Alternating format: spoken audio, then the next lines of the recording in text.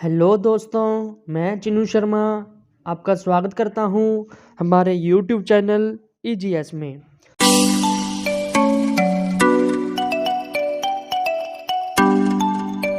दोस्तों, आज हम आपको एक बहुत ही बड़ी खबर बताएंगे और खबर ये है कि आज हरियाणा सरकार की तरफ से एक फैसला लिया गया है जिसमें ये बताया गया है कि अब हरियाणा में इनकम सर्टिफिकेट नहीं बनेंगे।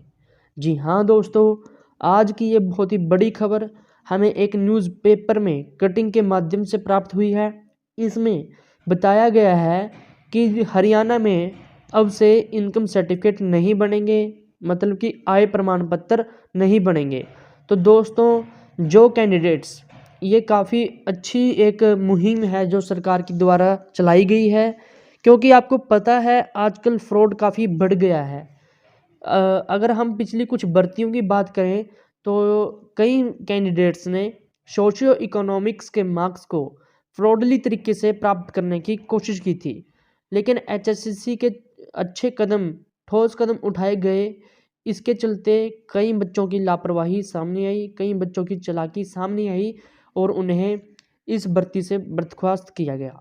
तो इसी के चलते इन्होंने बताया है कि आय प्रमाण पत्र बनवाने में गड़बड़ियां और कई प्रकार की शिकायतों का देखते हुए सरकार ने यह फैसला लिया है कि अब परिवार पहचान पत्र में वेरिफिकेशन के बाद पुष्ट जानकारी ही आय प्रमाण पत्र का काम करेगी।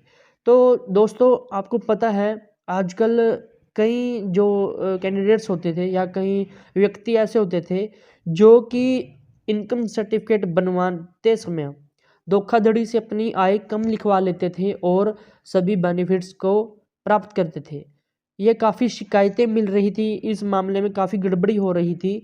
तो अब सरकार द्वारा ये फैसला लिया गया है कि जो फैमिली आईडी है, हरियाणा में फैमिली आईडी जो चल रही है, हर घर का पहचान पत्र होता है, उस ही में जितनी फैमिली आईडी, फैमिली इनकम चढ़ी हुई होगी वही कंसीडर की जाएगी। उसी के आधार पे सभी बेनिफिट मिलेंगे। उसी के आधार पे जो भी हमारा भर्तियों में कंसीडर किया जाता है, सोशो इकोनॉमिक्स के मार्क्स या फिर इनकम कम होने के मार्क्स, जो भी सरकार फैसिलिटी हमें देती है, वो सभी इसी के बेस पर बनाए जाएंगे, इसी के आधार पर तय किए जाएंगे।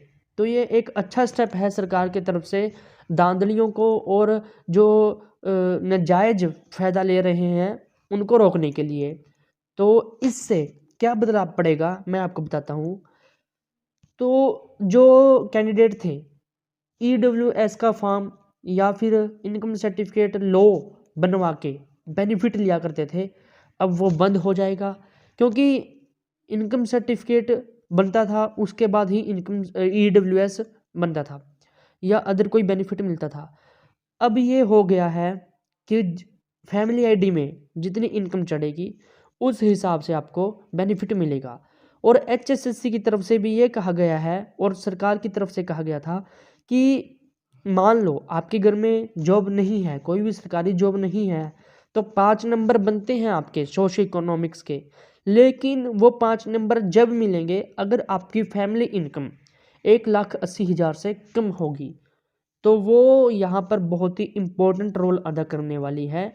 अगर आपकी फैमिली आईडी में इनकम 1,80,000 से ज़्यादा है, बेशक आपके घर में कोई जॉब नहीं है, आपको वो 5 नंबर नहीं प्राप्त होंगे। यहाँ से सरकार और HSSC दोनों को डायरेक्ट इन्फॉर्मेशन आपके परिवार की मिलती रहेगी। ये काफ़ी अच्छा कदम उठाए गए हैं सरकार के द्वारा धोखाधड़ी और जो धांधलियाँ होती हैं उनको रोकने के लिए। तो काफ़ी अच्छा प्रोसेस है, काफ़ी अच्छा स्टेप है सरकार के द्वारा। आप अपनी जो इनकम है वो फैमिली आईडी में अपडेट करा लीजिएगा और जो भी आपकी जेन्युइनली इनकम बनती है, क्योंकि आजकल सब कुछ आधार कार्ड से लिंक्ड है, आप कुछ भी छुपाने की कोशिश मत कीजिएगा। तो ऐसा ना हो कि आपको बाद में जाके कोई मुसीबत का सामना करना पड़े।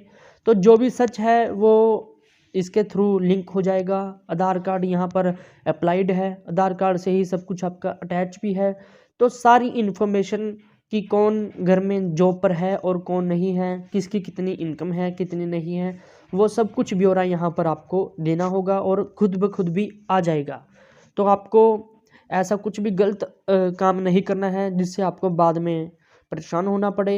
आप अच्छे से अपनी फैमिली आईडी को मेंटेन कीजिए, इससे बेनिफिट आपको बहुत ज़्यादा मिलेगा और सरकार की सहूलतें जो स्कीम है उनका बेनिफिट भी आपको डायरेक्ट फैमिली आईडी के थ्रू ही मिलेगा। तो आपसे ये दरख्वास्त है कि अपनी फैमिली आईडी को सही तरीके से और सही इन्फॉर्मेशन से अपडेट कीजिएगा। Thank you guys, thank you so much.